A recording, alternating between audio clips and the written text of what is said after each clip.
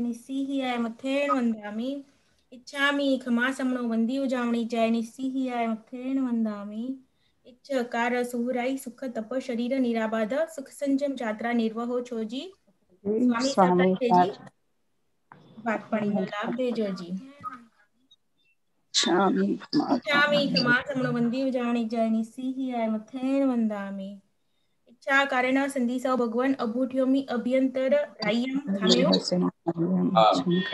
खामे मीरायम जंकिंची अपत्यम परपत्यम भत्ते पाणे विणिये व्यावच्चे आलावे संलावे उच्चासने समासने अंतर्भाषाए ऊरी भाषाए जंकिंची मध्य विनय परिहीनम सुहुम वायरंबा तुभ्ये जानः अहम न जानामि तस्समिच्छामि दुःखम समवंदे जाने जैनि सिहि मथे वंदामि छा करेण संधिसौ भगवान वायना संधिसौ इच्छा इच्छामि खमासन वंदी जाने जैनि सिहि मथे वंदामि इच्छा करेण संधिसौ भगवान वायना लेशु इच्छामि खमासन वंदी जाने जैनि सिहि मथे वंदामि प्यारी भगवान पसाई करी वायना प्रसाद करावशो जी नमो हरिहंताणं नमो सिद्धाणं नमो आयरियाणं नमो वज्रायाणं नमो लोये सर्वसागुणम् एषु पञ्च नमोकारो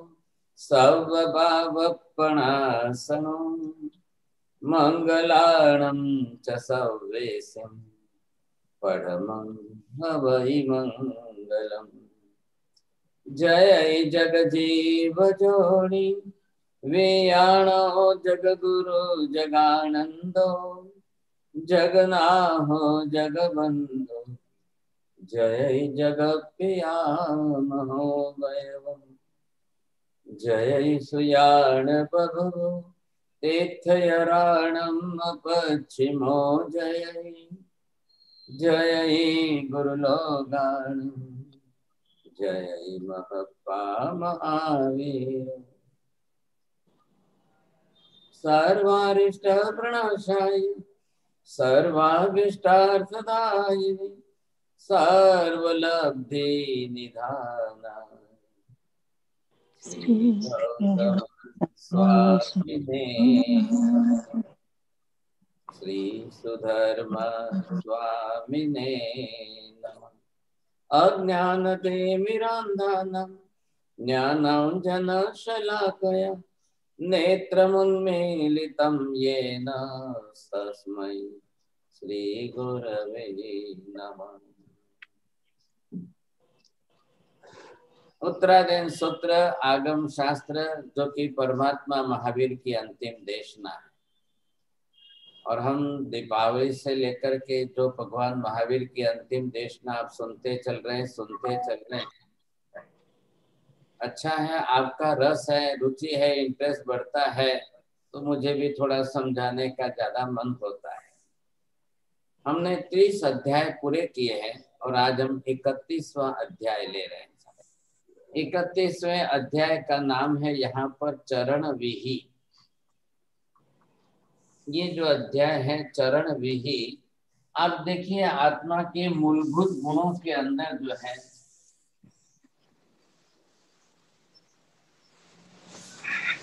ये जो गुण है, इस गुण का नाम यहाँ पर दिया है चारित्र गुण। चारित्र यहाँ पर जो नाम दिया है, यहाँ चारित्र का मतलब सिर्फ दीक्षा नहीं है, लेकिन आत्मा अपने जितने गुण हैं उन सब गुणों के अनुसार आचरण करे। अब ये आचरण करने के अंदर सबसे पहला गुण है उसका सम्यक्त्व। सम्यक गुण जो है यथार्थ सत्य स्वीकारना।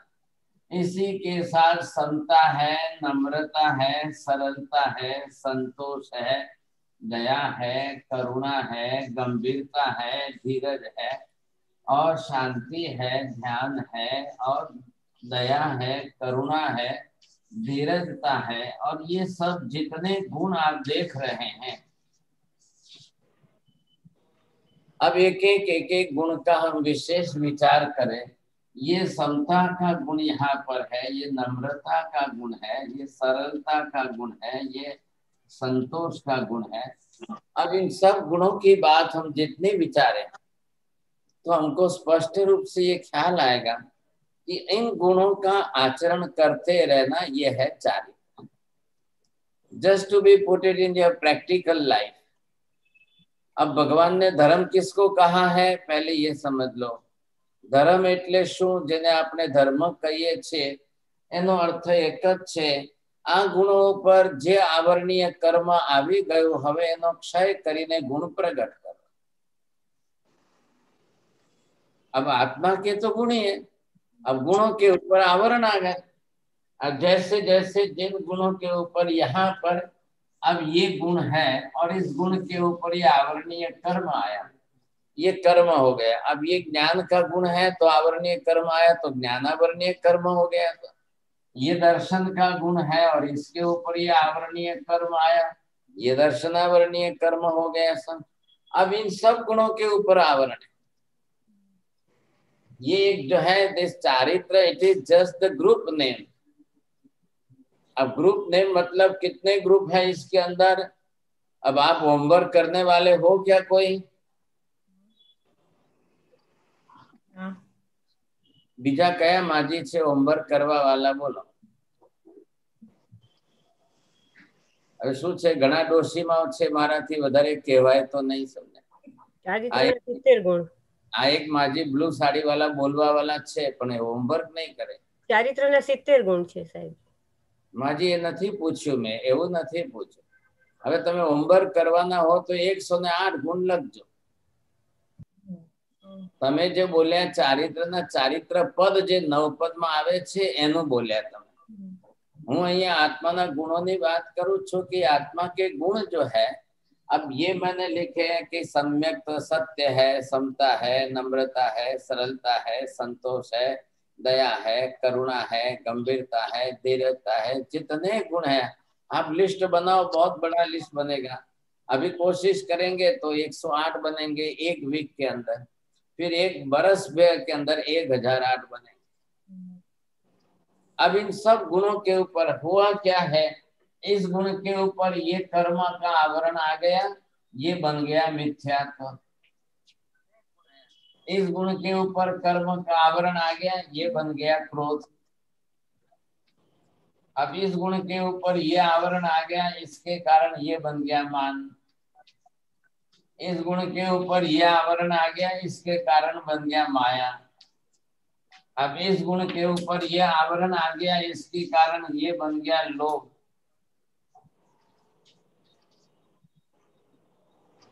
देख रहे हैं आप, बरोबर समझ रहे हैं। गुण के ऊपर जो कर्म का आवरण आया उसको कहते हैं कर्म। अब धर्म यहाँ पर क्या है, ये सब बन गए कर्म। और ये सब क्या थे अंदर, मूलभूत रूप में क्या थे, गुण थे। अब महावीर स्वामी ने क्या कहा है कि एक भी गुण आत्मा का समूल संपूर्ण नष्ट कभी होता ही नहीं। तो आत्मा द्रव्य रूप है, तो द्रव्य के गुण तो परमानेंट है ही उसके साथ में, तो गुण तो कभी नष्ट होने वाले नहीं है। तो क्या हो रहा है, ढक जाते हैं। अभी मैंने ये ऐसा किया तो क्या मेरा चेहरा नष्ट हो गया क्या?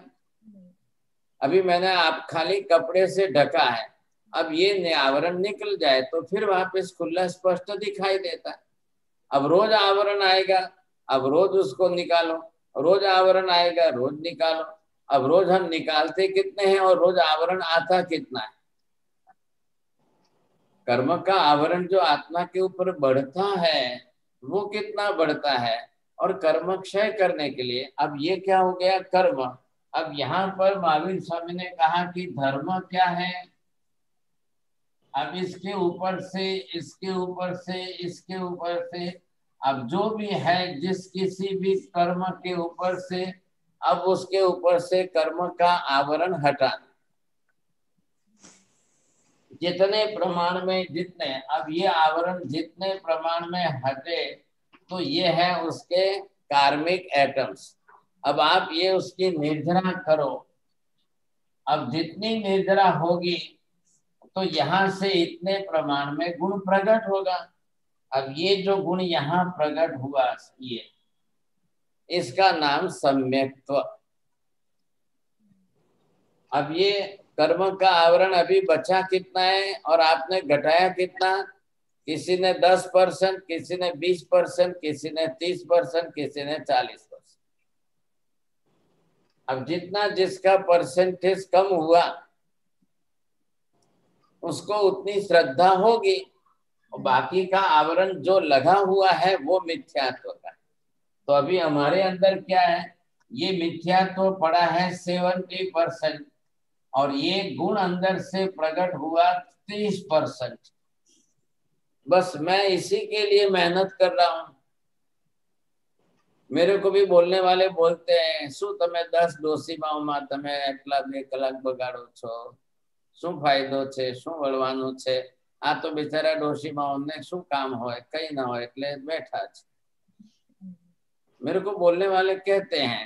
मैंने कहा भी नहीं, जो भी कोई समझे, सीखे, जाने और इसमें से थोड़ा बहुत पाए। तो आपने मेहनत सेना माटे छे? आपका मिथ्यात्व घट जाए, कम हो जाए और सम्यक तो अंदर से प्रकट हो। तो ज्ञान तो आपको प्राप्त करना है, श्रद्धा आपको प्राप्त करनी है। मैं निमित्त बन रहा हूँ, समझा रहा हूँ, सिखा रहा हूँ, तो आपको ज्ञान बढ़ रहा है। अब उस ज्ञान का उपयोग करके आप अपनी श्रद्धा को जगाओ। अब क्या है कि कितने दूर कोई इतने लंबे बैठे हैं, कोई डेट्रॉइट में है, कोई कहाँ पर एटलांटा में है, कोई कहाँ बैठे हैं, कोई कहाँ बैठे हैं। अब जो जहाँ है उस हिसाब से एक माध्यम से जुड़ रहे हैं, एक मीडिया है ये साधन, और इसके कारण जुड़ रहे हैं। तो मैं समझा रहा हूँ कि भगवान की अंतिम देशना है। अब ये हमारी समझ में आ जाए, धीरे धीरे आपका ज्ञान बढ़ने लग जाए, तो हमारी धर्म आराधना सही हो। अब ये कौन सा है? ये आत्मा का है, तो इसको आपने नाम दिया आत्मधर्म। अब ये आत्मधर्म दिया है। व्यवहार धर्म, क्रिया धर्म कौन सा है? दर्शन करना है, पूजा करनी है, सामायिक करनी है, माला गिननी है, जाप करना है, ये हमारे लिए व्यवहार क्रिया धर्म है। और ये आत्मधर्म कर्म का क्षय करके गुण बढ़ाना। अब इसमें आध्यात्मिकता कब आएगी? आत्मगुण प्रकट होंगे। आध्यात्मिकता हम किसको बोलेंगे? आप इसी के साथ 24 घंटे रंगे रहें, साथ खाते पीते, अन्य क्रिया प्रवृत्ति, संसार की व्यवहार क्रिया जो भी करते रहो। हाँ, मेहमान आए, ऊपर ऊपर से 10 मिनट मिल लिया, चाय पानी कर लिया, मेहमान गए, हम फिर अपनी आत्मा की मस्ती में तल्लीन। अब उपयोग हमारा जागृत है। मेहमान आए भी हैं तो हमको राग द्वेष नहीं करना है, क्लेश कसाई नहीं करना है, उनके साथ कोई लड़ना झगड़ना नहीं है। थोड़ा बहुत लेट गो करके, बात भूल करके हम अपनी तरह से शांति बना के रखें, क्योंकि संसार के व्यवहार में रह रहे। अब व्यवहार में रह रहे तो हम बिल्कुल गलत तो नहीं बोलेंगे, गलत तो व्यवहार नहीं करेंगे। चलो भाई, आ गए, मिले, बातचीत की, ठीक है, आओ जो, चलो। अब इसके बाद आप क्या करेंगे? फिर अपनी आत्मा तल्लीनता में मस्त रहेंगे। तो ये हमको पहले लक्ष्य दे करके करना है, और ये लक्ष्य अगर हमारा बन जाए और इसके साथ में हमारी जो है बहुत अच्छी कक्षा आ जाए तो बहुत बड़ी बात हो जाएगी। नहीं आए हमारी कक्षा और हम क्रिया व्यवहार में करते रहे, आप सामायिक करते रहे, आप माला गिनते रहे, आप जाप करते रहे, दर्शन पूजा करते रहे, लेकिन अगर ये रिजल्ट नहीं आया तो फिर क्या करेंगे?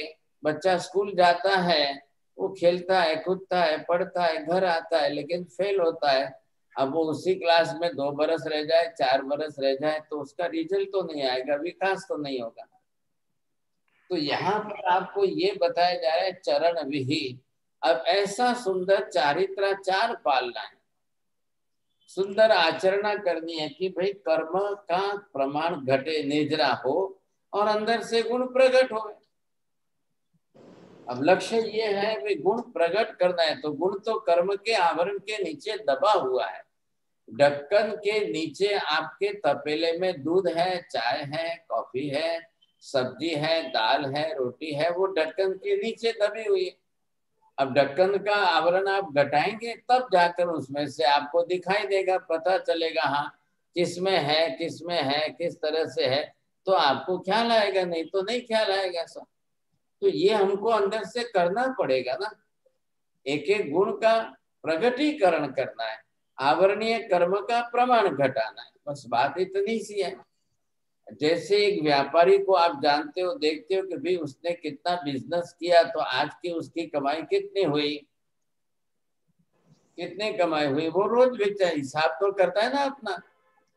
आज मैंने नुकसान किया कि कमाया, तो वो अपना हिसाब करता है। तो आप एक आराधक हैं, आप सोने के पहले अपने पूरे 24 घंटे के दिन का हिसाब करो, और आप हिसाब करोगे तो आपको बरोबर ख्याल आएगा, मैं आज कर्म बांध्या के धोया, पाप કર્યા વધારે કે પછી મારા પાપોને ધોઈને ઓછા કર્યા, ये आपको ख्याल आएगा, नहीं तो कभी ख्याल ही नहीं आएगा, ये तो चलता ही रहेगा।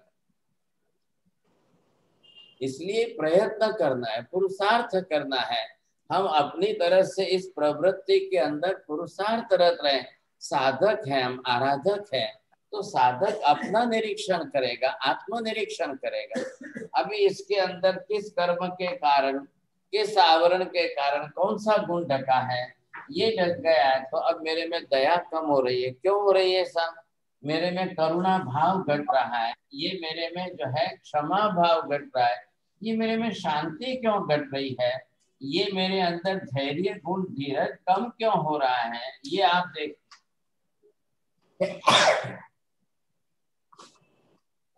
अब ऐसा करते करते आपको ये ख्याल आ जाएगा कि ये सब हमारे गुण तो जो थे, अब वो तो सब आवरण से ढक गए।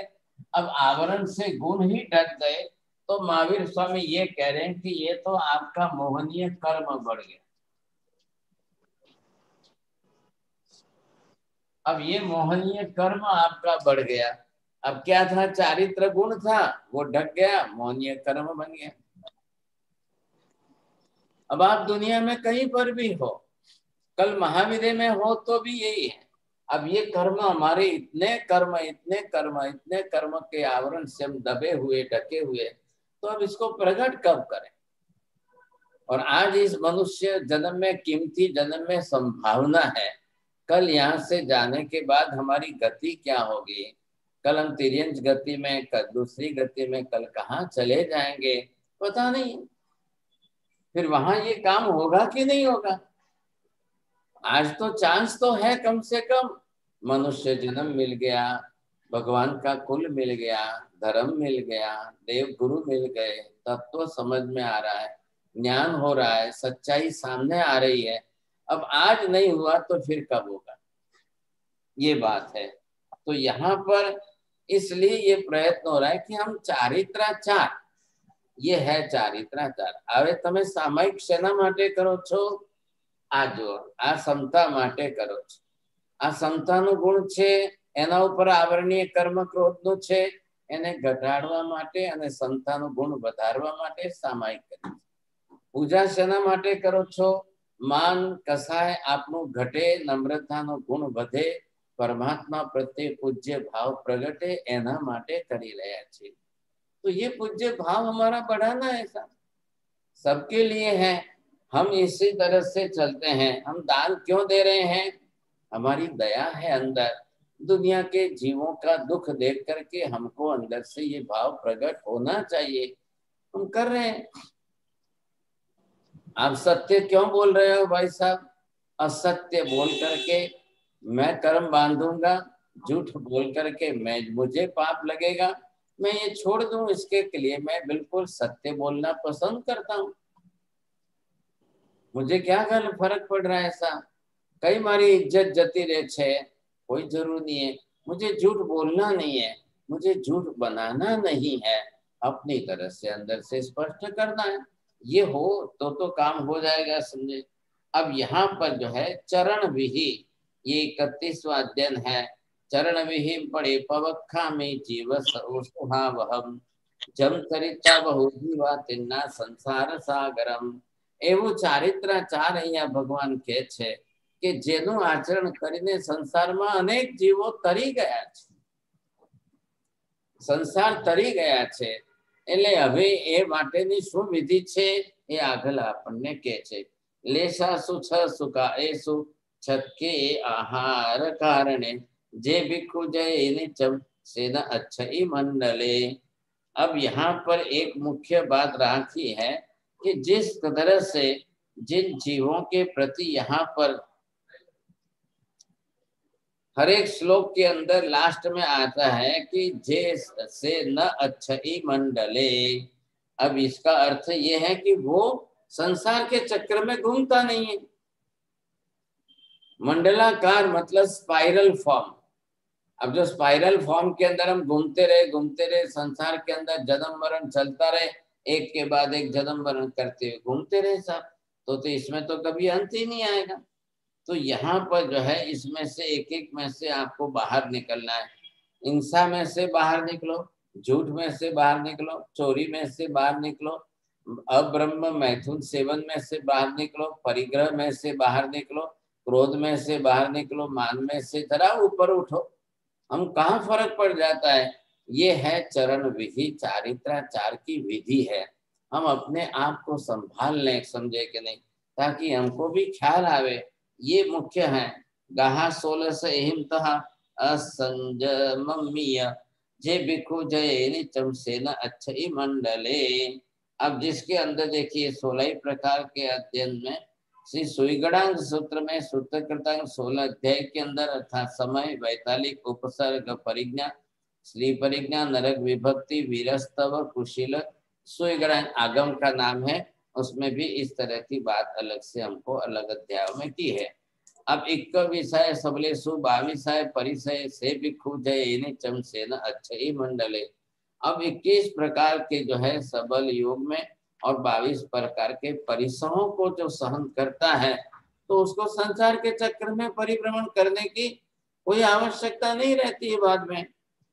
इस तरह से यहाँ पण विसभावना हिम उद्देश्य सुसदसायनम। अब 25 भावना को आप जानते हो ना, समझे, ये 12 भावना है। ये इन भावनाओं को बांटते हुए मैत्री, प्रमोद, कारुण्य, माध्य, स्थानीय भावनाओं को बांटते हुए इन सब भावनाओं का चिंतन करोगे तो आपके क्लेश कसाय व्यवहार में संसार में घट जाते हैं। हम बार बार जो राग द्वेष करते हैं, बार बार क्लेश कसाय करते हैं, उसका प्रमाण घट जाता है। लेकिन ये चिंतन मनन की धारा में आना चाहिए।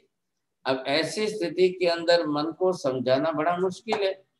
पावसूय प्रसंगेषु मोह ठाणेषु चेवय जे भिक्षु जय निचम सेन अच्छई मंडले। अब पाप प्रसंग आते हैं संसार के अंदर। अब जितने प्रकार के पाप प्रवृत्ति के प्रसंग आते हैं, उसमें से आत्मा को बाहर निकलना बहुत जरूरी है। भाई आप धर्म करो, मतलब क्या होता है? पाप प्रवृत्ति न करो, घटाओ, इसका नाम धर्म करना। अब लोग क्या है कि मैं आ धर्म करो, मैं आज आमिल करूँ, मैं आकाशनो करी, मैं सामायिक करी, मैंने ये किया, मैंने ये किया। आप ये तो गाने लग जाते हो, लेकिन कोई ये नहीं गिनाता है कि मैंने आज 18 पाप में से ये पाप छोड़ा है, आज मैंने हिंसा का प्रमाण घटाया, आज मैंने चोरी बिल्कुल नहीं, आज मैंने झूठ बिल्कुल नहीं बोला, आज मैं इसमें क्रोध मैंने बिल्कुल नहीं किया, आज मैंने मान अभिमान तो रखा ही नहीं, आज मैंने माया कपट तो नहीं किया, आज मैंने लोभ नहीं किया, आज मैंने कोई राग नहीं किया, आज मैंने कोई द्वेष नहीं किया। जैसे मान लो लास्ट टाइम आपने पचखान कर लिया, हमें खावा बैठा, जमवा बैठा, પછી एक अक्षर बोलવાનું नहीं, મૌન પણે બસ જે આવ્યું તે ખાઈને ઊભા થઈ ગયા। મીઠું નથી, મરચું નથી, तीखું નથી, ખારું નથી, કડવું છે, जो भी है आपने बरोबर समता साध ली। आपने बिल्कुल आत्मभाव की समता में रहे, क्रोध नहीं किया, किसी पर नहीं किया, तो आपको फायदा ही हुआ है। खाते हुए आपकी निद्रा हुई, आ रहा है ख्याल में आपको? खाते हुए आपकी निद्रा हुई। अब इसमें से निद्रा का मतलब ये कार्मिक एटम्स आपके घटते जाएंगे। अब जैसे मान लो आपने 2-2 कलाक के मौन के पचखान रख लिए, आपने 2 कलाक रखे, कभी सुबह रखा, कभी शाम को रखा, कभी 4 बजे रखा, कभी जब भी आपकी इच्छा हो। और मौन का पचखान रखा तो वैसे आपको बोलने का मौन नौबत नहीं आए, आप बिल्कुल मौन रहे, नहीं बोले, तो आपको लगा अच्छा कि आज अच्छा हो, एक निमित्त टल गया, एक प्रसंग टल गया, चलो क्या हमने कोई क्लेश कसाय नहीं किया, वातावरण बिगड़ गया था, क्लेश कसाय का वातावरण हो चुका था, लेकिन पचखांड ने मुझे बचाया कि मैं बिल्कुल बोला ही नहीं साहब, कोई बात ही नहीं की, तो पचखांड से मैं बच गया। अब आहार की बात आई तो जीवन भर खाना तो है ही, शरीर है तो खाना ही पड़ेगा। अब आपने ये सोचा कि शरीर है तो क्या, चलो भाई शरीर को किराया दे दिया हमने, शरीर को भाड़ा दे दिया, लेकिन राग द्वेष करके आत्मा को कर्म नहीं बंधा है, क्लेश कसाय करके आत्मा को कर्म नहीं बंधा है। एक खाने पीने के निमित्त में क्या कर्म बांधना, खाने पीने का निमित्त 24 घंटे का नहीं है, आज का खाए हुए 24 घंटे शरीर में रहने वाला नहीं है, लेकिन कर्म जो बांधेंगे वो 2400 बरस रह जाएंगे। वही खाने की चीज है, वही खाने के निमित्त है, छोटी सी वस्तु के पीछे हम कर्म बांधेंगे तो वो वर्षों तक रह जाएंगे, हजारों वर्षों तक के भारी कर्म बन जाएंगे। तो ऐसी छोटी सी बात में कर्म बांध के करना क्या है? ये हमारे लिए, शरीर के लिए जो है वो बिल्कुल निरर्थक है। आत्मा के लिए जो है उसको प्राधान्यता दीजिए, महत्व उसको दीजिए, तो आपको ये ख्याल आ जाएगा। अब यहाँ पर ठाणे सो जो बिखो जय सया किपम से सब संसारा विमुचय पंडित में, जो साधक इस प्रकार कर्म क्षय की प्रवृत्ति करते हुए, गुणों को अंदर से प्रकट करते हुए अपनी तरह से मस्ती में आनंद में जीवन जीता है, वो बहुत अल्प काल में, अल्प भवों में अपने कर्मों का क्षय करके मोक्ष में जा सकते। अब यहाँ पर यही बात है, आप ये देखिए, ये कर्म कितने प्रमाण में, ये कर्म कितने प्रमाण में आपने घटाया, कौन सा कर्म आपने कितने प्रमाण में घटाया है, ये आपको देखना है। अब इससे आपको ये ख्याल आ जाएगा, तो इसमें से आपका जो है ये दया का गुण बढ़ा है, ये करुणा अंदर से बढ़ी है, ये धीरज का धैर्य गुण बढ़ा है, ये जीवन के अंदर शांति आपकी बढ़ी। अब आप ध्यान करने लग जाओगे, ध्यान करने में भी आप क्यों हुआ, इतना आवरण घटा है, इसमें आत्मा की समता बढ़ी आपको, ये नम्रता का गुण बढ़ा अंदर से, ये जो है आपका सरलता का गुण बढ़ा अंदर से, ये संतोष का गुण अंदर से बढ़ा। एक एक गुण जो अंदर से बढ़े साहब, जितने प्रमाण में बढ़े। अब देखो विद्यार्थी स्कूल कॉलेज में पढ़ता है, एग्जाम तो आएगी, वो भी परीक्षा तो देगा। अब परीक्षा देगा तो जितना लिखेगा उसके हिसाब से मार्क मिलेगा। यहाँ पर हम जितना करेंगे उसके हिसाब से कर्म क्षय होगा और गुण बढ़ेगा। पहले जीवन का लक्ष्य ये बन जाए कि हाँ मैं गुण बढ़ाने का पुरुषार्थ कर रहा हूँ, कर्म घटाने का पुरुषार्थ कर रहा हूँ, गुण को बढ़ाने की मेहनत कर रहा हूँ, ये हमारा रिजल्ट है। अब इसका हमको रोज निरीक्षण એટલે શું, जस्ट ऑब्जर्वेशन। अब ऑब्जर्वेशन इनसाइड अंदर आत्मा में होना चाहिए। हाँ आ मारा कर्मो घट्या छे, आटલું ગુણ વધ્યું છે। હવે કાલે કોઈ નિમિત્ત આવ્યું ક્લેશ કસાયનો રાગદ્વેષનો, ત્યારે મને ખ્યાલ આવ્યો, સમજાય કે નહીં, હવે હું સમજી ગયો। હવે આવી પરિસ્થિતિ આવી ત્યારે હું મૌન રહી શક્યો છું, આવી પરિસ્થિતિ આવી तो હું એમાંથી શાંત રહી શક્યો છું। पहले ये अंदर प्रयत्न करो। अब देखो बाहर 20 दूसरे कोई घर में परिवार में 2 जने का झगड़ा होता है तो मैं शांत रह सकता हूँ कि नहीं? अगर नहीं रह सकते हो मानसिक कसाय बनता है। लेकिन आपको जगह આજે મારે મૌનના પચકાણ હતા એટલે હું બચી ગયો છું, કેમ કે મારે પચકાણ તોડવાનો હતા એટલે 2 કલાક હું મૌનમાં શાંતિથી રહી ગયો, મને કોઈ ફરક નહીં પડે। બહુ સરસ। तो ये प्रयत्न आप करेंगे तो जरूर होगा सब, नहीं करेंगे तो फिर नहीं होगा। तो ये तो हमारा लक्ष्य है अपने जीवन का, आप करने बैठे तो ही होगा, बाकी अपने आप तो होने वाला नहीं है। मैं सर प्रश्न पूछूं एक आनी निमित्ते? हाँ बोलो। आत्माना अनंत गुण छे અને આપણે જે કાર્ય કરીએ છીએ એમાં બધા ગુણ એક એક કરીને અસર થાય છે કે બધા સમૂહમાં થોડાક વધારે થોડાક ઓછા એવી રીતે થાય છે અસર? આ ચોપડી છે એમાં કેટલા પેજ છે? ઘણા।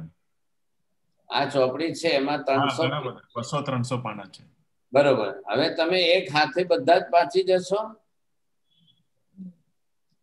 ચોપડી ખોલશો, એક એક પાના ઉપર એક એક વસ્તુ વાંચશો, સમજશો, શીખશો, ત્યારે આગળ વધશો ને કે ભાઈ આ વિષયમાં આમાં શું લખ્યું છે, આ પેજ ઉપર શું છે.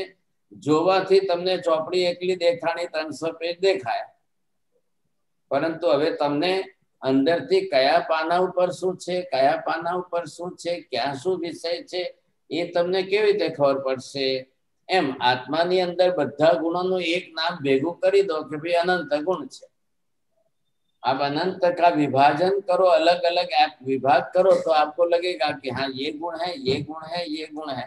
अब इस गुण को मैं प्रैक्टिस में लेकर प्रैक्टिस कर रहा हूँ कि नहीं कर रहा हूँ. मैंने नम्रता का गुण बढ़ाया कि नहीं बढ़ाया. अब नम्रता का गुण बढ़ने से सब तो नहीं बढ़ जाएंगे. महाराज साहब, मारो प्रश्न જરાક અલગ છે.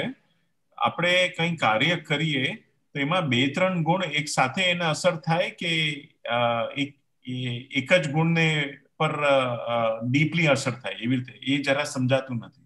તમે ફોટોગ્રાફી કરતા હો ત્યારે કોના ઉપર ફોકસ કરો છો અને બીજા બધા પણ પાછળના હોય 1000 માણસનો ફોટો આવે પણ ફોકસ જેના ઉપર હોય એનો એનલાર્જ થાય ને વધારે. હા હા, જે સામે જેના ઉપર ફોકસ કર્યું છે એ મોઢું દેખાય, ઓળખાય, પણ બીજા બધા જે છે ફોટામાં તો આવવાના જ છે કે નહીં. તમે અહીંયા જે કરો છો એ વખતે તમારા એક સાથે 4 ગુણ વપરાણા હોય તો વધારે સારું છે. એક સાથે 5 ગુણની ક્રિયા થઈ હોય તો 5 પ્રગટ થશે. એક સાથે 2 ગુણની ક્રિયા થઈ તો 2 પ્રગટ થશે. આ કરતા આનાથી આ ગુણ જુદું છે, આનાથી આ ગુણ જુદું છે, આનાથી આ ગુણ જુદું છે. બરાબર, સમજો. એક ગુણથી બીજા ગુણો અલગ અલગ જુદા જુદા તો છે કે નહીં. હવે તમે એક વખતે બનવા જ છે કે અમુક ક્રિયા એવી થાય કે જેમાં 4 ગુણો પણ ભેગા વપરાતા હોય, 5 ગુણ પણ ભેગા વપરાતા હોય.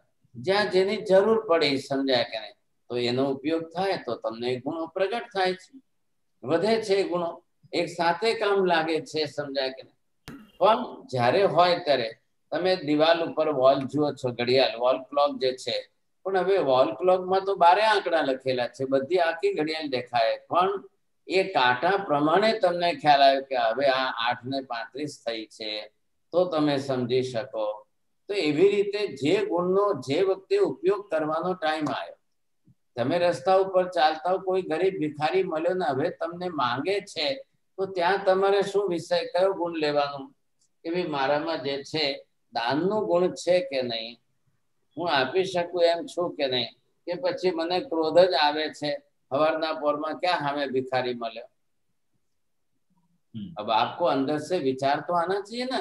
तो अगर आपके दान गुण की अनुकूलता है, आप जरूर आए हुए भिखारी को भी 2-5 रुपए दे करके भेजेंगे. बहुत સારું થયું, સવારના પોરમાં હું બહાર નીકળતો હતો અને મને આવું સરસ દાન પુણ્ય કરવાનો ચાન્સ મળી ગયો. आपकी दृष्टि बदल गई ना, आपका देखने का तरीका बदल गया आपका, तो अच्छा हुआ, समझे कि नहीं. अब एक महाराज विहार करने के लिए 5 महीना होता ना, 5 महीने के चामासे के बाद उनको विहार करने का मुहूर्त निकला, और जैसे उन्होंने बाहर पैर रखना तो सामने जो है एक 70 बरस की काली साड़ी पहन कर एक विधवा आ गई. तो महाराज जरा थोड़े ज्योतिष मानने वाले उधर थे, तो उन्होंने देखा, फिर उनको खूब गुस्सा आया. આજે અમારું મુહૂર્ત છે ને સવારના પોરમાં માજી ક્યાંથી વચ્ચે આવી ગયા, કાલા સાડલા વાળા વિધવા છે ને અમારે અપશુકન થયું. अब ऐसे तरीके से उन्होंने जो क्रोध किया, गुस्सा किया, अब इतने सब देखते रह गए. लेकिन वो माजी बेचारी बहुत कम सुनने वाली थी, उम्र थी और उनको सुनाई कम देता था. तो उन्होंने ऊपर से महाराज साहब मैंने पचखान आपो, मेरे को तेले का 3 उपवास का 8म का पचखान दो. वो माजी बेचारी बोलती रही, महाराज पचखान आपो. महाराज गुस्से में उसको और ही कुछ बोलते रहे, तारू भलो थाय, हवारना पोरमा मुहूर्त में क्या हमें आवी गई, मारे अपशुकन थयो, ऐसा हुआ वैसा हुआ. वो माजी बोलती, महाराज साहब मेरे को 8म का पचखान दो. बोला अब ये मेरे को बताइए कि काली साड़ी वाली विधवा आने से अपशुकन हुआ कि 8म के भावना से ऊपर से शुभ हुआ. तो ये हमारी दृष्टि पर है ना, we are looking from different angle. अब हमारा क्रोध आदि जो है तो उसने उस एंगल से देखा, दूसरे ने इस एंगल से देखा, तीसरे ने इस एंगल से देखा. अब आप किस एंगल से देख रहे हो उस पर आधार रखता है। तो कई बार आपके 2 4 5 गुण भी साथ में आएंगे, कई बार आपके 2 4 कर्म भी साथ में आएंगे, कई बार आपके 4 कसाय इकट्ठे होकर के सामने आएंगे। और जैसे मौका आया, जैसी परिस्थिति आई और कसाय सामने आ गया, तो आप ये देखिए कि मौका कौन सा अच्छा मिल रहा है, मैं इतने गुण बढ़ा लूं। तो एक गुण के साथ में, अब जैसे सोने की चैन है, तो सोने की चैन के अंदर एक कड़ी बीजी कड़ी में मलेली चैन है। चैन किसको बोलते हैं? एक से दूसरे के साथ मिक्स है, तो ये गुण भी एक से दूसरे के साथ मिक्स है। दान का गुण आएगा तो दया बढ़ेगी आपकी। अब दया होगी तो दान देंगे ना, नहीं होगी तो दान भी नहीं देंगे। पैसा जेब में होते हुए लोग नहीं देते हैं। ये तो गरीब सामने आए 2 5 रुपए देने में हमको कोई फर्क नहीं पड़ता है, लेकिन अब दया के गुण नहीं है, दान की भावना नहीं है, और क्रोध तो तैयार है। હવારના પોરમાં આ જે છે આ ક્યાંથી સામે આવી ગયું ભાઈ? આપણે એને 2 4 ચોપડાવીને સંભળાવી કરીને રવાના કરીએ। अब ये कर्म किसने बांधा? अब दान दे करके आप पुण्य उपार्जन कर सकते थे, उसके बजाय आपने क्लेश कसाय करके कर्म बांध लिया। तो भगवान क्या कह रहे हैं? जहां आपको गुण का चांस मिल रहा है वहां पहले गुण बढ़ाने का प्रयत्न कर लो। जहां हम कर्म घटा सकते हैं, कर्म क्षय करते हैं, वो चांस अच्छा मिल जाए तो पहले वो प्रयत्न करो। और जो साधक आराधक भाव बन जाए और आराधक भाव लेकर के चले, वो कर्म बंध के निमित्त को भी कर्म नेजरा में परिवर्तित कर दे। उसका तो काम हो गया कि नहीं? और कोई विराधक होते हैं, कर्म नेजरा के चांस को भी वो कर्म बंध में बदल करके नया परम मान ले, तो ऐसा तो करना गलत हो जाएगा ना। ये हमको बचना चाहिए। हमको हमारा प्रयत्न ऐसा रहे कि कर्म बांधने के निमित्त आए उसको भी हम गुण में बदल दे, कर्म क्षय के नेजरा के भाव में बदल दे। वो साधक है। और नहीं तो कोई विराधक है तो कर्म क्षय के निमित्त को भी कर्म बंध का कारण बना देगा। ये हमको नहीं करना है साहब, ये लक्ष्य देना है यहाँ पर। और एक छोटा सा अध्ययन था यहाँ, ये 31वां अध्ययन समाप्त तो होता है। अब भगवान ने आगे जो है 32वां अध्ययन किया। अब 32वें अध्ययन का विषय यहाँ पर मुख्य रूप से लिया है प्रमाद स्थान। महाराज साहब, एक जो આજ્ઞા હોય તો એક પ્રશ્ન આની લીધે પૂછું। તો આપે કીધું જેમ દરેક ગુણો અનેક ગુણોમાં ફરક પડે છે, એવી જ રીતે કર્મો પણ અનેક કર્મો ઉદય સાથે થઈ શકે છે। અને પુરુષાર્થ ભલે આપણો અલ્પ જ છે, કારણ કે અમે તો બધા છદ્મસ્ત છીએ, તો પુરુષાર્થનો જે બળ છે એ તો બહુ અલ્પ છે, એમાં સમજ બી ઘણી ઓછી છે, અને સંસ્કારનું જોર તો અનંત કાળનું છે। તો એમાં ક્યાં ચાન્સ લાગે ને એમાં કેવી રીતે ચેન્જ કરાય કે જેથી આ થોડું આમાં ખબર એ રીતે કેવી રીતે થાય, કર્મ નિર્જરા કેવી રીતે થાય? તમને 1000 કાંકરાની વચ્ચે એક હીરો ચમકતો આપ્યો હોય તો તમને દેખાય ખરો કે નહીં? દેખાય, बरोबर है। 1000 कांकरा होय, पथरा होय, एनी वच्चे एक डायमंड चमकतो छे, ये तमने देखाय, तमे वीणीने लई सको के नहीं? तो संसारनी कर्म क्रिया प्रवृत्ति बधी क्लेश कसायनी राग द्वेषनी पापनी प्रवृत्तिओ संसारमां रहेवानी। सराउंडिंग एवरी साइड, चारे बाजू जोशो तो पापनी प्रवृत्तिओनो ज व्यवहार चाले छे। बधा एक ज काम है। પણ હવે એમાંથી કઈક સારું તો જોઈ તો લઈએ કે નહીં આપણે? आप ये सोचिए 4 5 फ्रेंड चल रहे थे, जा रहे थे। अब एक डेड बॉडी पड़ी थी कुत्ते की। One dog was just dead, you see, तो उसकी डेड बॉडी पड़ी थी। अब बैड स्मेल आ रही थी तो बाकी के सब जो 4 जने थे मुंह बंद किया और बाद में रोड से निकल गए। अब रास्ता वही था तो ऐसे निकल तो गए। एक जना जो है पीछे रुका और एक जना पीछे रुक करके वो जो है देख रहा था। उस भले उसने नाक बंद किया लेकिन वो कुत्ते की डेड बॉडी देख रहा था। वो सोच रहा था कि भाई ये कुत्ता मर तो जरूर गया है, लेकिन अब इसके दांत इतने नीट एंड क्लीन कैसे? क्या ये कभी ब्रश करता था? क्या ये कभी दांत साफ करता था? क्या अभी ये क्या करता था क्या? अब कुत्ता है, अभी कुछ कभी कुछ नहीं किया उसने, लेकिन एक दांत उसका गिरा भी नहीं है, एक दांत सड़ा भी नहीं है, कोई टूटा भी नहीं है और कोई दांत खराब भी नहीं। तो वो एक अच्छी तरह से मोती के जैसे चमकते हुए दांत को देख करके वो भाई साहब बड़े प्रभावित हुए। जब वो आगे गए तो दूसरे लोग रुके और रुक करके उनको मिले, मिलकर पूछा, अरे भाई हम लोग तो जो है नाक बंद करके जल्दी भाग के निकल गए because of the bad smell, तो आप क्या रुके वहां पर, क्या देख रहे थे? बोला, my angle was totally different because his the tooth of that teeth of that dog you see just brightening just like the diamond you see। तो मैंने ये वहां सोच रहा था कि एक कुत्ते के अंदर ये क्या बात है, कभी बेचारे ने जो है कोई ब्रश नहीं किया, कुछ नहीं किया, टूथपेस्ट यूज नहीं किया और ऐसे अच्छे बड़े दांत उसके चमक रहे थे, क्या बात थी? What was the reason behind it? तो वो देखने का एंगल बदल गया। वैसे ही हमारे जीवन के अंदर आप ये कर्म के संस्कार तो जन्म जन्म के हैं, कर्मों का उदय कर्म बांध करके आए। आज मनुष्य जन्म में आप हजारों जन्म के कर्म आपके साथ में उदय में है। अब आप क्या करेंगे सब? तो कर्म के उदय को टालने की कोशिश तो करनी पड़ेगी। है तो है कर्म, लेकिन बीच में आपको एक गुण दिख रहा है तो उस गुण के हिसाब से आप सच्चाई से सीधे चल तो सकते हो, बोल तो सकते हो, तो वो कर्म दबेगा तो सही, नहीं तो कर्म कभी घटेंगे ही नहीं, हम कुछ भी नहीं कर पाएंगे। इसी कारण इसी तरीके से हमारे अनंत जन्म बीत गए हैं और अभी भी अगर हम नहीं करेंगे तो ये भी जन्म हमारा बीत जाएगा और फिर आपको खाली हाथ जाना पड़ेगा, ऐसी नौबत आ जाए। तो यहाँ धर्म का नाम क्या दिया है? गुणोपासना धर्म।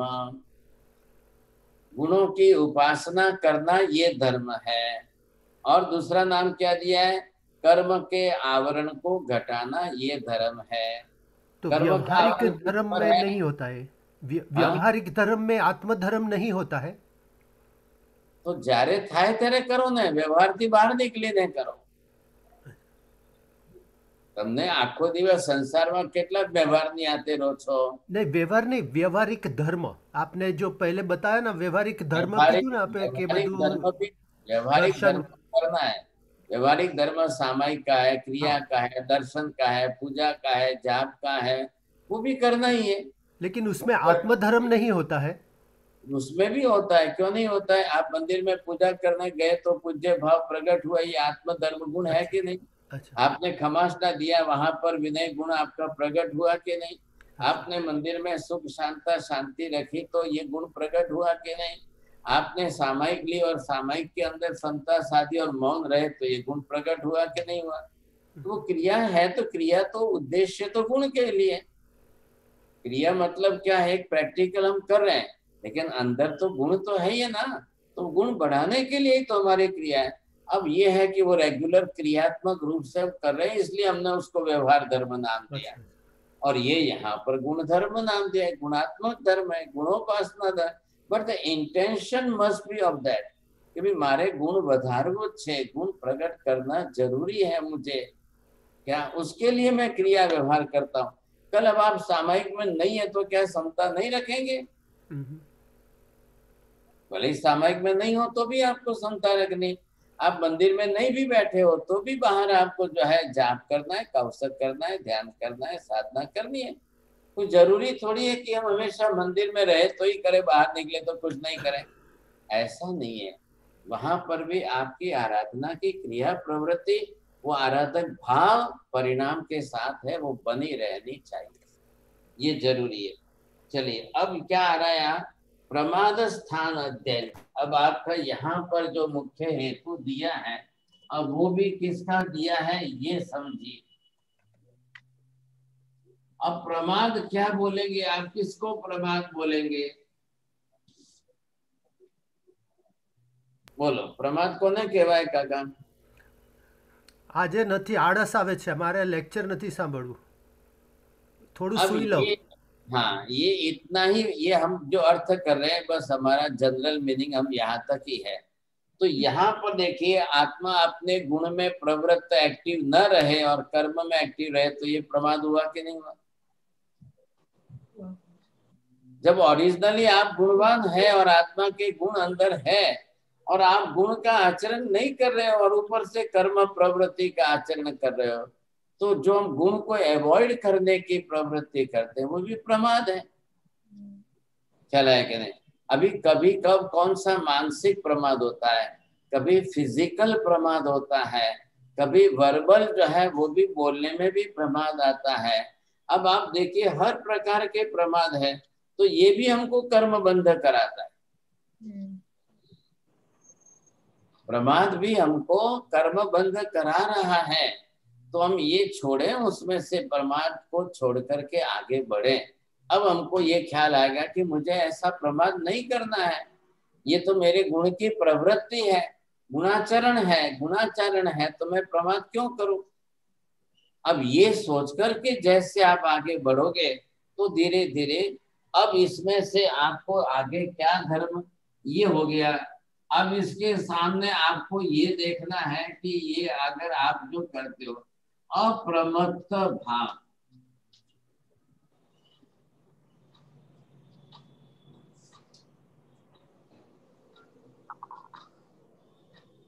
अप्रमाद जो है कर्म बंधा रहा है, अप्रमत्त भाव अवेयरनेस हम जिसको कहते हैं, तो ये तो हमको ऊपर से कर्म क्षय कराएगा।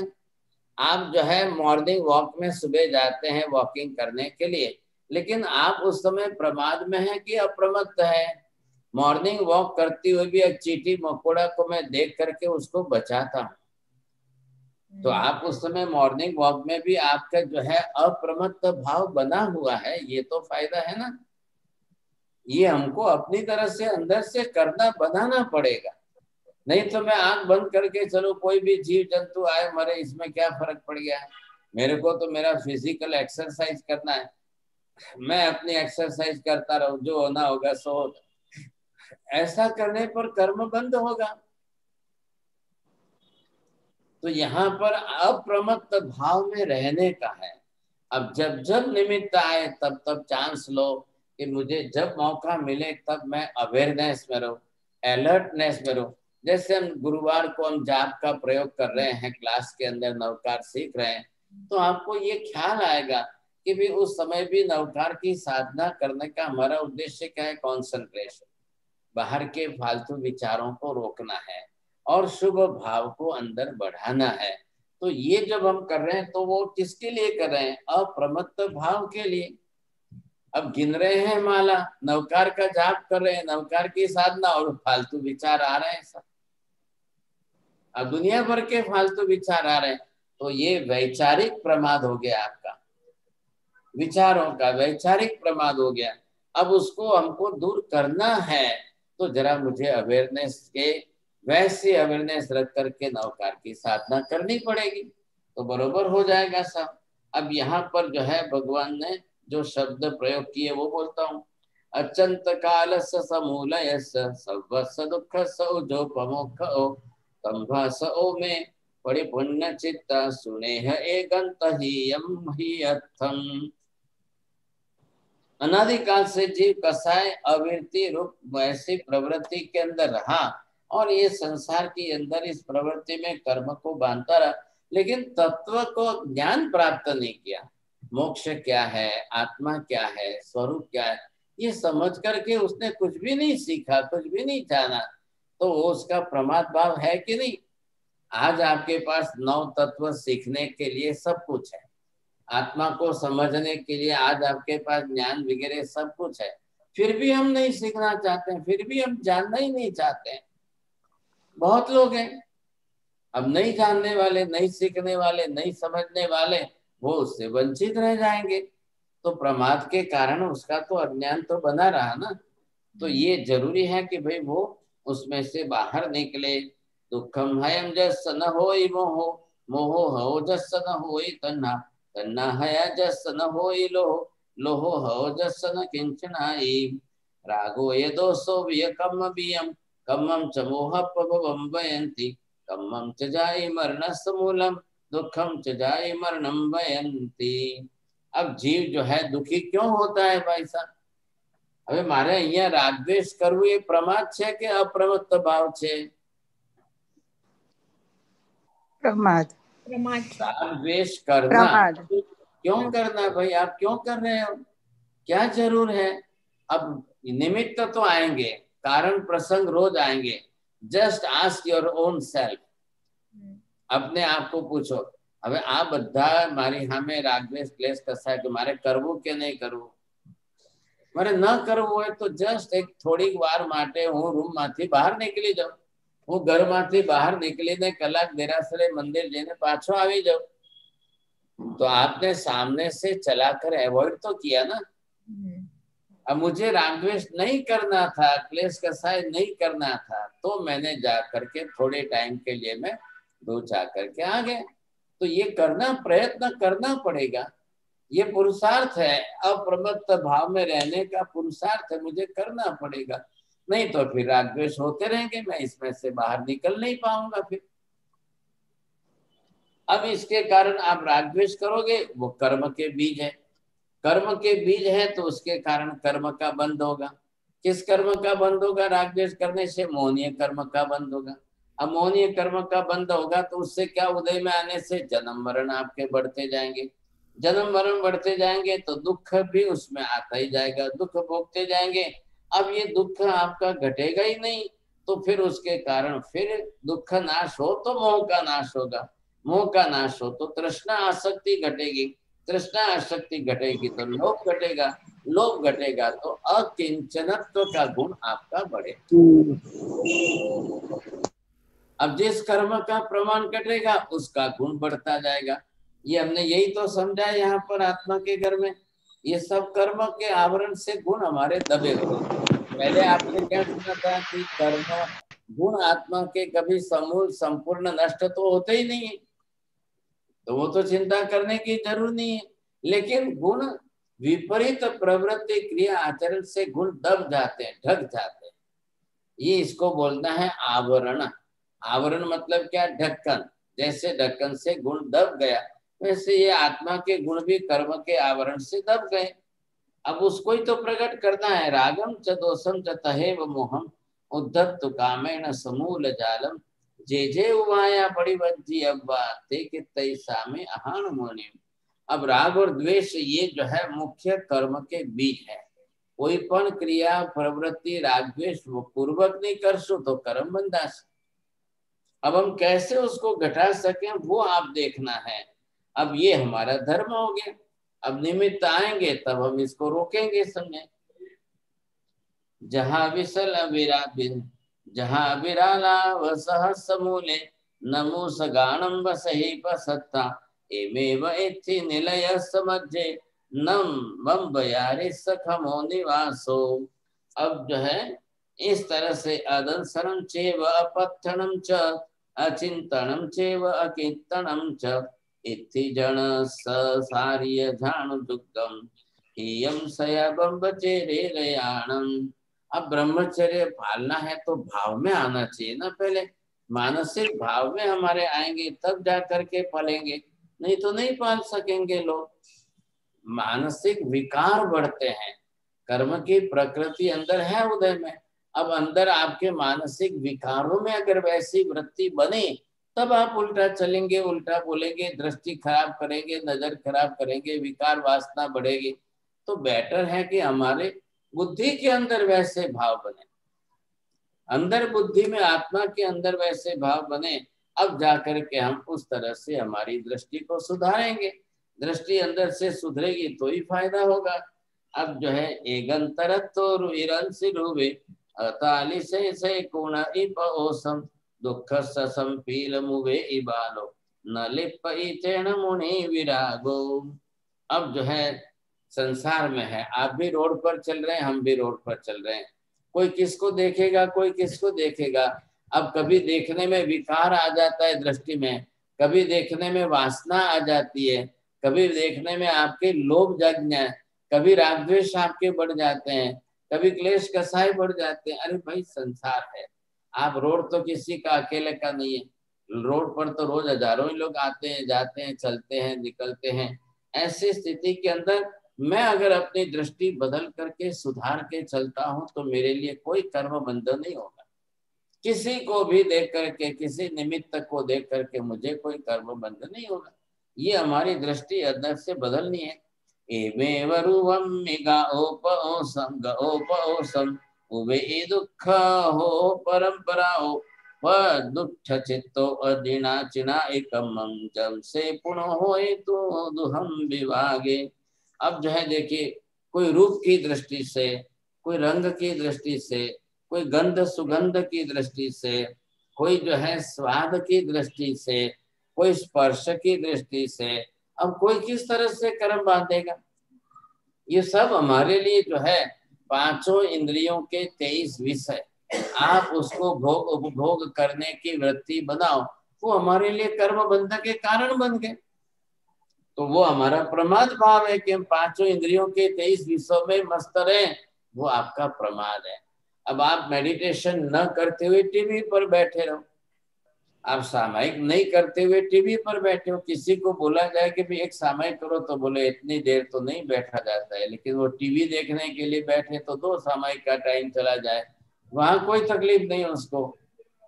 अब टीवी देखना है तो उसको मजा आ रहा है क्योंकि एंटरटेनमेंट हो रहा है, लेकिन एक सामायिक करनी है तो 2 घड़ी बैठने, नहीं नहीं नहीं મને બહુ કંટાળો આવે છે, સામાયિક નથી થતી મારાથી સાહેબ, બહુ કંટાળો આવે છે। लेकिन टीवी पर देखने के लिए अब ऐसी प्रवृत्तियां हैं, तो जीव ने जो आदत डाली, अब कर्म का उदय है तो कर्म के संस्कार तो और गाढ़ रहेंगे, और गाढ़ रहेंगे तो जीव कर्माधीन है। कर्म के अधीन होने से वैसी कर्म की प्रवृत्ति करेगा, समझेगा। अब जीव को प्रमाद योग मतलब पांचों इंद्रियों के 23 विषय, बस अब इसी में जीव को जाना है। ये हमारी चेतन आत्मा है अंदर। अब इस आत्मा को अपनी तरह से आप देखिए, अब ये हमको एक एक करके 5 इंद्रियां मिली। अब इन पांचों इंद्रियों के आधार पर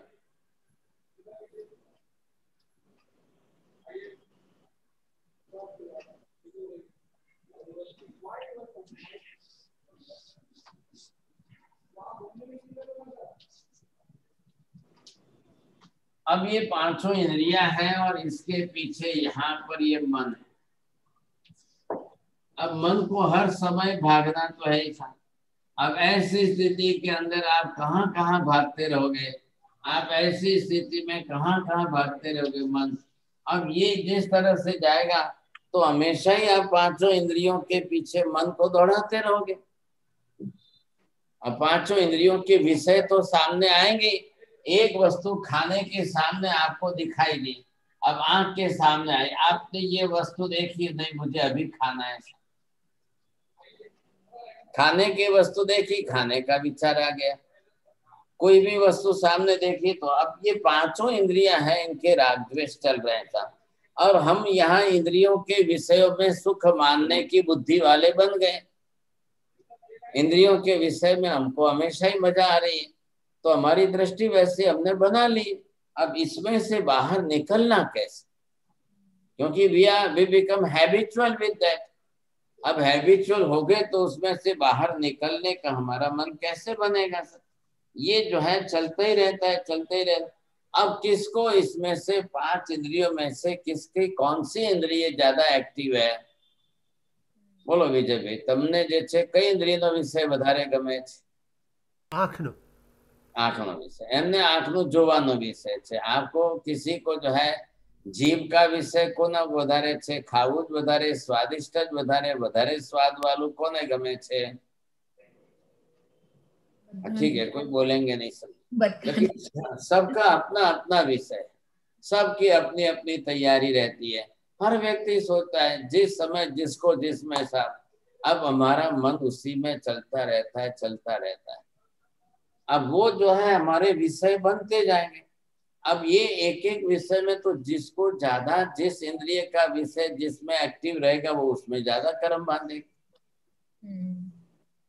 अब उसको बदलना है। आप विषय को, सब्जेक्ट को बदलिए। पहले आंख का विषय पसंद है 5 कलर है, वर्ण वर्ण के अंदर जो है लाल पीला सफेद काला हम देखते रहेंगे એટલે તમે ઘરમાં સામાયિકમાં ન બેસી શકો પણ ઘરની બહાર ગેલેરીમાં બેસીને રસ્તા ઉપર આવતા જતા લોકોને જોયા જ કરશો જોતા જ રહેશો अब आपको क्या फायदा होने वाला है ये आप प्रमाद भाव में अब आपने गाड़ी देखी अब गल से रस्ते ऊपर गाड़ी रोज की हजारों जाएगी तो तुम्हारा मन में राग द्वेष में शू कई सारी कई खराब कई सारी कई खराब ना ना आ बहुत सारी आ बहुत खराब आ बहुत सारी आ बहुत ये चलता ही रहेगा चक्कर अब हम 2 घंटे तक अगर इसी चक्कर में चलते रहे तो हमारा तो कर्म बंध बढ़ा कि नहीं बढ़ा तमने फरक शू पड़े तमने कोई आटली गाड़ियों में तमने मળી गई तमे सारी कीधु तो मળી गई आप एक स्वीट की दुकान पर गए और मॉल के अंदर दुकानदार ने 1000 प्रकार की आइटम रखी है अब आप तो उसी में चक्कर में फंस जाओगे सारी खराब पसंद ना पसंद गमे छे नहीं गमते आ सारी छे आ खराब छे एक लेडीज को देखो वो साड़ी की दुकान ड्रेस की दुकान में जाएगी तो उसको 2 घंटे में उसको एक ड्रेस पसंद आएगा अब वो दुकानदार तो उसको 100 ड्रेस दिखाएगा अब ये कलर पसंद है ये डिजाइन अच्छी नहीं है इस डिजाइन वाला कलर ये पसंद है तो ये पसंद अब एक शरीर को ढाकने के लिए कपड़ा चाहिए उसके पीछे कितने घंटे तक कितने कपड़े अब वो बेचारी 1 साड़ी 2 साड़ी 100 साड़ी 200 साड़ी 500 साड़ी 500 ड्रेस के पीछे इतने कितने दिन कितनी जिंदगी का कितना कीमती समय बर्बाद करेगी तब होगा એટલે એટલા માટે પુરુષોને કહ્યું છે કે ભાઈ બિલકુલ એક સફેદ કપડા પહેરો there is no choice there is no color की choice नहीं डिजाइन की choice नहीं फैशन की choice नहीं ये बेचारे सुशील जी देखो हमेशा ही सफेद जब्बा पहन के बैठ जाते क्या फर्क पड़ता है इनको कौन पूछता है कि नहीं पूछता है कोई नहीं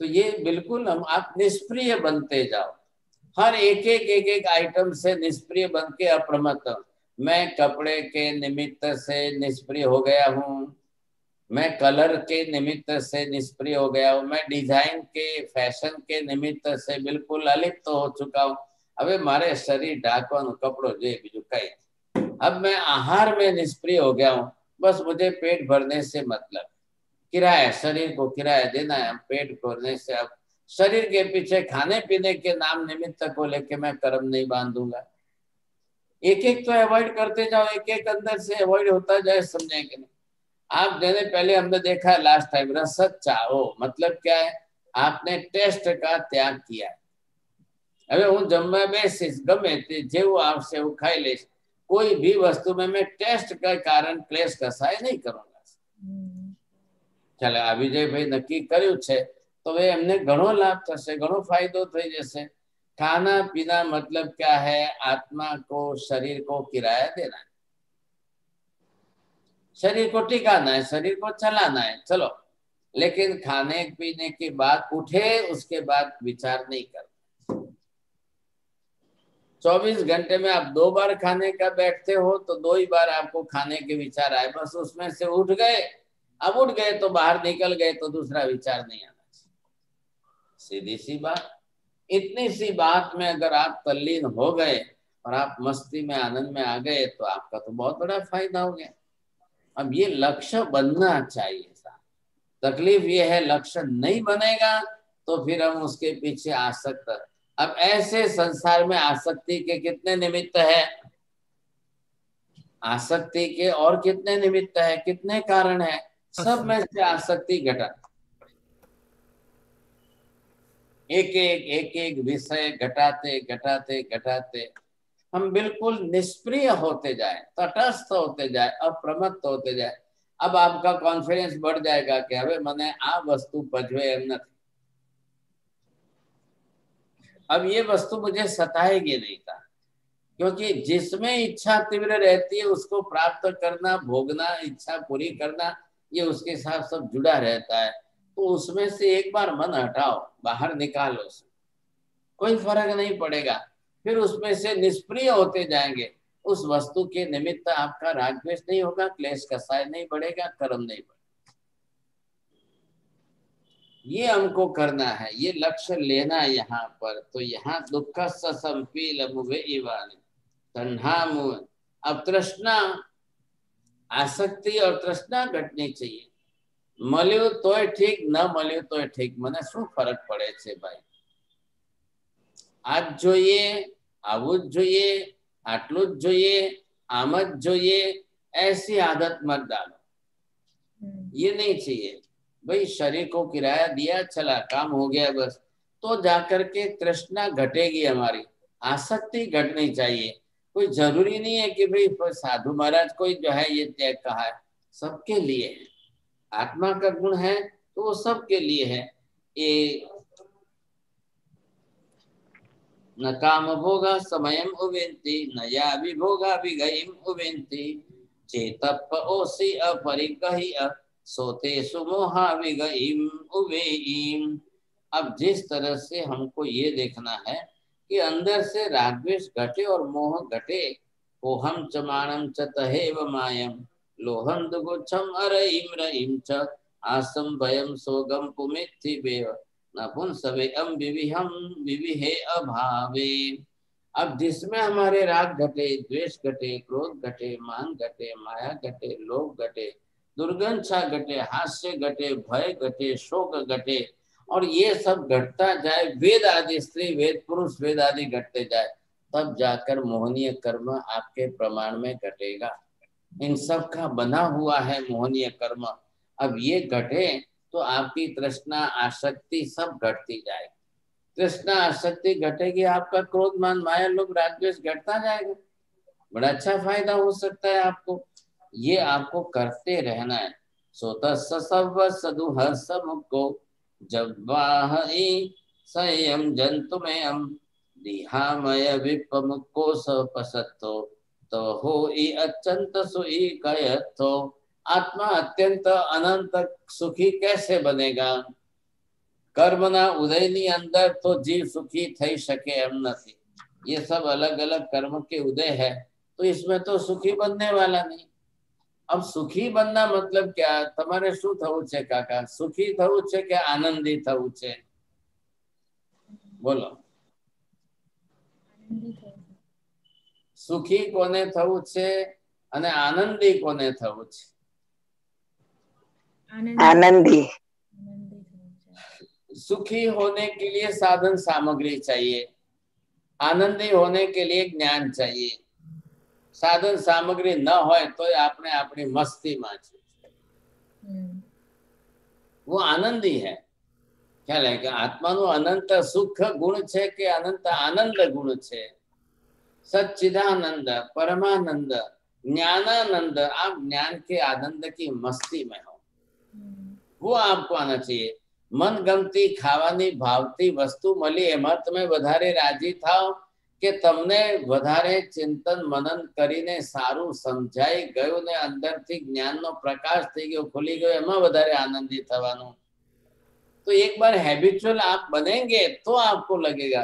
नहीं तो फिर रोज लोगों को बस आज मुझे खाने में, आज ये खाया उसमें मजा आई, आज ये खाया उसमें मजा आई, आज ये आइटम बहुत अच्छी बनी थी, आज ये स्वीट बहुत अच्छी। आप इसी में रह जाओगे तो ऊपर उठोगे। लेकिन जब आप चिंतन मनन की धारा में आ जाओ और फिर उसमें से ऊपर उठ जाओ, तो मैंने क्या खाया, कैसा खाया, कितना खाया, कोई फर्क नहीं। लेकिन बनाने वाला आपको पूछने आएंगे इसमें केम लाग्યું આજે? આજે મેં એક નવી વેરાયટી બનાવી હતી ને, નવી આઈટમ વેરાયટી હતી, કેમ તમને ગમી, મજા આવી, કેમ લાગી, સરસ લાગી, શું લાગે? તો પૂછે કે મેં શું ખાધું, શું હતું? તો શું હવે મેં આટલી મહેનત કરી ખવડાવી, તમે હવે કહો છો શું ખાધું, શું બનાવ્યું? तो ये आपकी मस्ती में होना चाहिए। आपको पता ही नहीं है मैंने क्या खाया। आसक्ति नहीं साहब। खाना तो है, खाया आपने, कोई ना थोड़ी है। पहना आपने, ख्याल है कि नहीं? सुख के साधन सामग्री आपके सामने आए और गए भी सही, आप उसमें आसक्त नहीं हुए। बस फर्क इतना है। कोई आसक्ति नहीं बढ़ी, राग द्वेष नहीं बढ़े, तो आपको तो फायदा काफी हुआ है। मतलब रहते हुए खाते पीते भी आप उस निमित्त से कर्म नहीं बांध रहे हो, ये बड़ा अच्छा हमको मौका मिल रहा है सामने। तो ये यहाँ पर 2 अध्ययन मैंने अभी लिए हैं, लेकिन अभी 33, 34, 35, 36 4 बाकी है। શું કરશું? પૂરું થતું નથી હવે। ये चल रहा है। अब कल 14 है और फिर रविवार आ गया। हाँ, तो जरा कल वो एक पुस्तक जो नवकार की पुस्तक आपको दिखाई थी, उसका विमोचन है। 5-10 किलोमीटर जाना है, फिर वापस 5 किलोमीटर आना है। तो ये थोड़ा कल फिर 14 को प्रतिक्रमण लेट हो जाता है, तो थोड़ा कल की संभावना कम बैठ रही है। ओके ओके महाराज साहब, ठीक है महाराज साहब। क्योंकि आगे 3-4 अध्ययन है, फिर नेक्स्ट सैटरडे संडे है, कर लेंगे। हाँ अभी हमें बोलो, चलो कोने कयो प्रश्न पूछવું છે?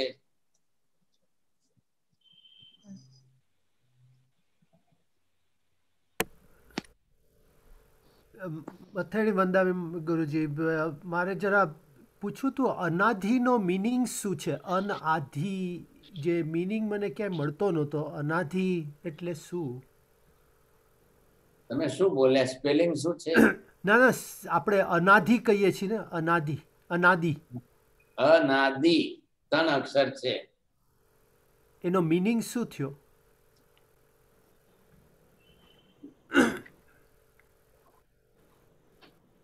જેમ અનાદિ અનંત ને એનો આપે ક્યાંક ઉલ્લેખ કર્યો છે, અનાદિ.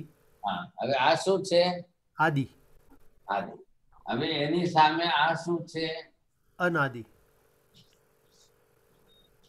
આદિ એટલે શું?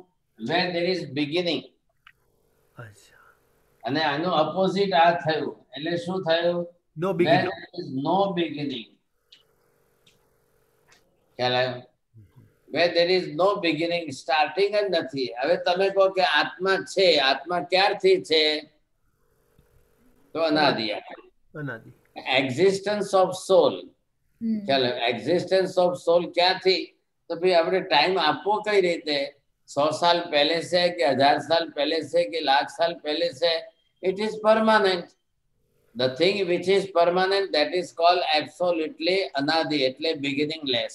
એટલે ટાઈમનો ઇટ ઇઝ ટાઈમ સ્કેલ, અને અનંત છે is a state scale. State છે, ઇન્ફિનિટ છે, એટલે એ પરમાનન્ટ રહેવાની જ છે. તો જે પરમાનન્ટ છે એના માટે એક તરફ તમે લગાડ્યું અનાદિ, હવે બીજી તરફ એના માટે શબ્દ જોડી દો કે ભાઈ અનંત છે. હવે આ તમે વિચાર કોના માટે કર્યો? કે આત્મા જે છે એ આત્મા કેવું તત્વ છે? એટલે એમાં તમે કીધું કે ભાઈ આત્મા અનાદિ પણ છે ને અનંત છે. એટલે આ બાજુ જાઓ તો બિગિનિંગ નથી, ને આ બાજુ જાઓ તો એનો એન્ડ નથી. એટલે એને શું કહેવાય? અનાદિ અનંત કહેવાય. એટલે અનંત થાય છે ઈ અંત અને અનંત, બરાબર? જેમ અપોઝિટ થયું, Right. અંત નથી થતું એ. પણ હવે એની સામે આપણે કહીએ કે ભાઈ આ છે તે આનો જન્મ થયો અને આ મરણ થયો. આ જન્મ એટલે આદિ થયો. આદિ થવાથી જન્મ થયો કે જન્મ થવાથી આદિ થયો, અને એનો અંત આવ્યો એટલે આ મરણ થયો. તો એ કોનું થયું? આ શરીરનો થયો. શરીરથી આત્મે જન્મ્યા અને શરીરથી આપણે મર્યા, એટલે એનો એન્ડ આવી ગયો. ભૂલી જાઓ. પણ અંદર કોણ આત્મા છે? તો આત્મા તો મરતો નથી, શરીર મરે છે. પણ હવે આપણે ઊંધું સમજીને બેસી ગયા છે. એટલે અપોઝિટ આપણી બુદ્ધિ હોય ત્યારે આપણને તકલીફ થશે. સમજાય? આ રિયલ બુદ્ધિ બનાવો. આત્મા અનાદિ અનંત છે, શરીર અનાદિ અનંત નથી. હવે શરીરને સજાવીને, શરીર માટે ટાઈમ આપીને આપણે શરીરને સાચવવાની કોશિશ કરીએ ત્યારે આપણને એમ લાગે છે કે I am doing everything for physical body. હવે એ તો પરમાનન્ટ તો છે નહીં, પછી એના માટે આટલું બધું કરીને શું ફાયદો? તો આ બે શબ્દ શું કામ વાપર્યા છે, અનંત અને અનાદિ? કારણ કે એક જ શબ્દમાં બધો મિનિંગ આવી જાય છે. ના આવે. એક પાસ્ટમાં ગયો, એક ફ્યુચરમાં ગયો. અચ્છા. અનાદિ જે છે પાસ્ટમાં તમને કોઈ સ્ટાર્ટિંગ મળે જ નહીં, અને આ એન્ડમાં તમે ગયા, એટલે in future there will be no end. અચ્છા. તો જ પરમાનન્ટ થાય ને. અચ્છા. હા, પરમાનન્ટ માટે છે. એટલે અનાદિ અનંત થયું. અને આનું અપોઝિટ કરો તો ફિઝિકલ બોડી સાદી શાંત થયું, જન્મ લીધું અને મરવું પડે. હવે આ આત્માની કક્ષા છે. આત્માને આવો ચિંતવવાનો છે, આત્માને આવો ઓળખવાનો છે, તો ફાયદો થાય. બોલો માજી. આ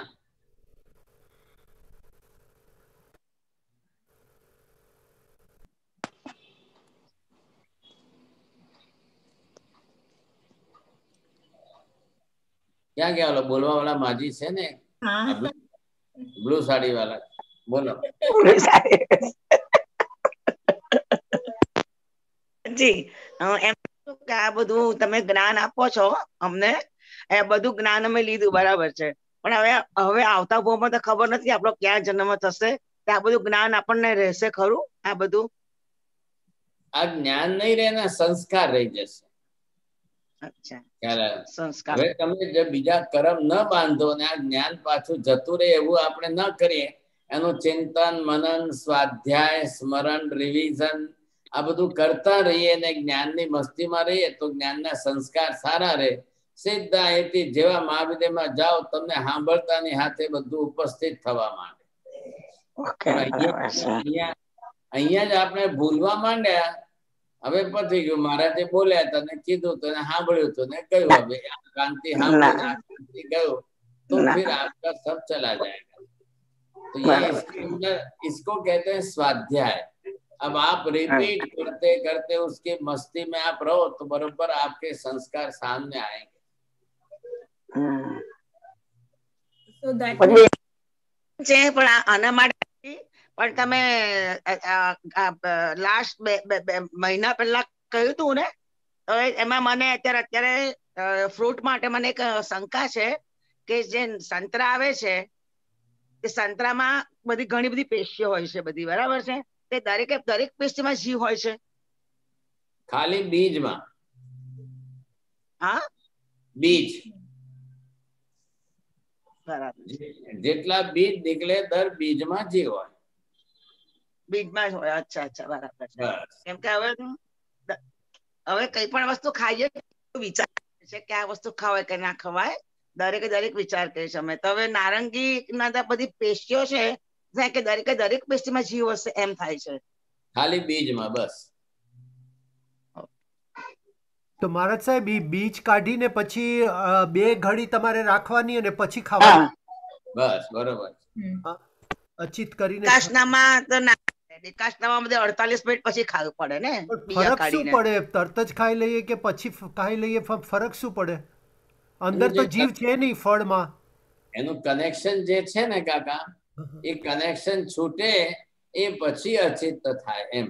એટલે બીજ કાઢ્યા પછી 2 ઘડીનો 48 મિનિટનો ટાઈમ મેક્સિમમ જ્ઞાનીઓએ જોયું છે એમ. हमारे से आपने अभी जैसे बताया तो जैसे हम पहले पिछले भाव के भी जो संस्कार है शायद होंगे अभी, so that's why we are understanding what you are telling us. So that means we may have ये पूरा ज्ञान पहले भी मिल चुका होगा बट हमारा उद्धार अभी भी नहीं हुआ है. That means अभी आपको ये नया सीखने समझने मिल रहा है तो आनंद हो रहा है, अच्छा लग रहा है. तो आपके ये पूर्व के संस्कार है कि आज हिंदुस्तान से 10,000 किलोमीटर दूर बैठ कर के भी अगर आपको ये पसंद आ रहा है तो आप निश्चित समझिए कि हाँ साहब ये मेरे संस्कार है. तो आज पसंद तो पड़े छे, गमे तो थे ने.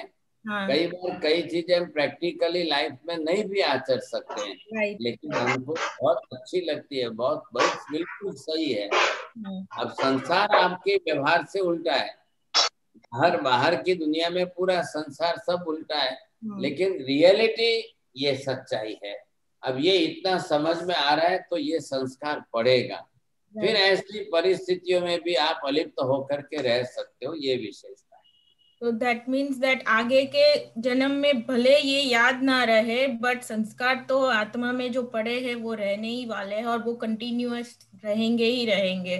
तो वो जान के एटलीस्ट अंदर से इतना हो चुका है कि एटलीस्ट ये जो अंदर संस्कार पड़े हैं वो तो जाने वाले नहीं, भले जब भी नेक्स्ट बर्थ होगा तब ये सब साथ में संस्कार. એટલા માટે હવે શું કરવાનું કે આ બધું નોલેજ, આ બધું જેટલું જ્ઞાન મળે છે, જેમ દૂધને જમાવી દો તો દહીં થઈ જાય, દહીંમાંથી પછી જે છે છાશ થયું, માખણ થયું ને ઘી થઈ ગયું, એ બોડીમાં સેટ થઈ જાય. એવી રીતે આ તમને જ્ઞાન મળે છે. એ સમ્યક જ્ઞાનમાંથી તમે તત્વની નિષ્ઠાથી સમ્યક દર્શનની શ્રદ્ધા વધારી લો. એ સમ્યક દર્શન સાથે આવે એટલે એ તમારે કાયમ માટે રાખવું છે.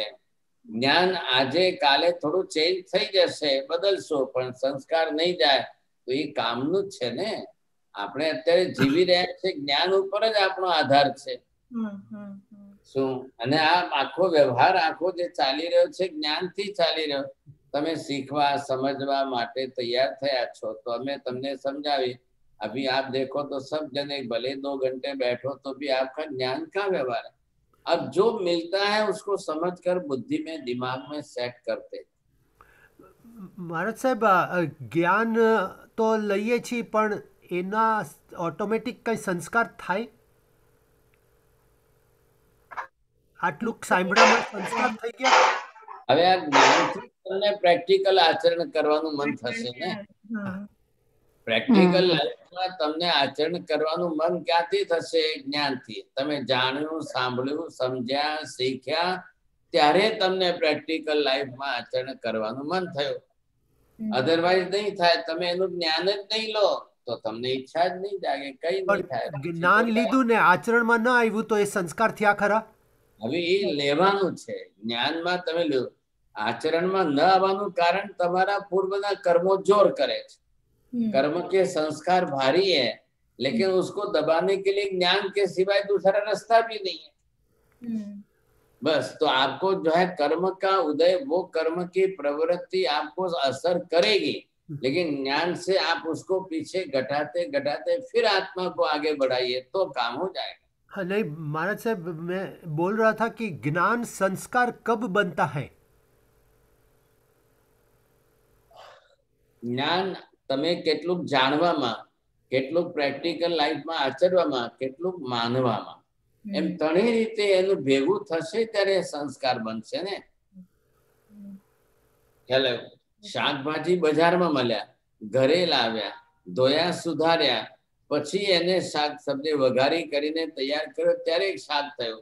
तो ये भी यहाँ से आपने ज्ञान प्राप्त किया. अब वो अपने विचारों में, चिंतन में, स्वाध्याय में लो, फिर उसको प्रैक्टिकल लाइफ में आचरण में उतारो. अब वो संस्कार के साथ में आपके अंदर सॉलिड होता जाएगा. फिर उसकी श्रद्धा निष्ठा बना करके मानने का सही रखो, तब जा करके होता जाएगा ज्ञान के संस्कार. तो सबसे पहले जानना, सीखना, समझना तो जरूरी हो ही जाएगा. हाँ बोलो, पूछू छे? हाँ बोलो. साहब जी, रोज एक जैसा मन नहीं बनता है. जैसे आज पूजा करने का मन नहीं है, आज सामायिक करने का मन नहीं है, तो कंसंट्रेशन कैसे बढ़ाई उसके लिए? आपको मन नहीं हो तो भी इच्छा से करना चाहिए. जबरदस्ती? हाँ जबरदस्ती. आप मन તમે કોઈના તે મહેમાન થઈ જાઓ પછી કે ના મને ભૂખ તો નથી, ખાવું તો નથી, પણ મહેમાન બનાવે એટલે તમે हाँ ठीक है चलो. तो वैसे ही ये तो हमेशा ही रहेगा. कर्म का उदय हमारा बढ़ेगा तो इच्छा नहीं होगी, लेकिन वो छोड़ देंगे, वो है वो भी छोड़ देंगे तो दूसरी क्रिया प्रवृत्ति में चले जाओगे. तो बધી तो दर वखते कई इच्छा थाय ज माला गणवानी छे तो इच्छा नहीं थाय तो समझ लो कि मोहनीय कर्म मेरा सॉलिड बन के सामने आ रहा है. क्यों नहीं इच्छा हो रही है, क्यों नहीं इच्छा हो रही है? तो मेरा मोहनीय कर्म सॉलिड बन रहा है, वो उदय में आकर के मुझे रोकता है.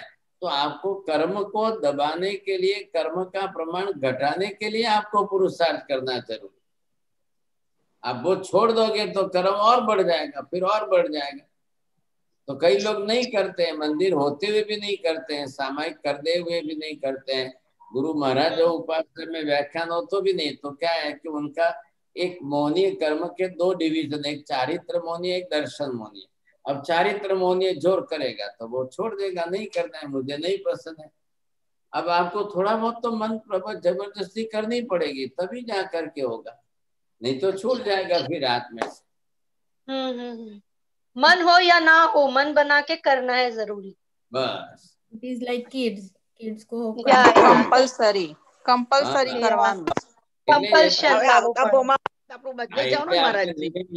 નિયમ કે શેના માટે લઈએ?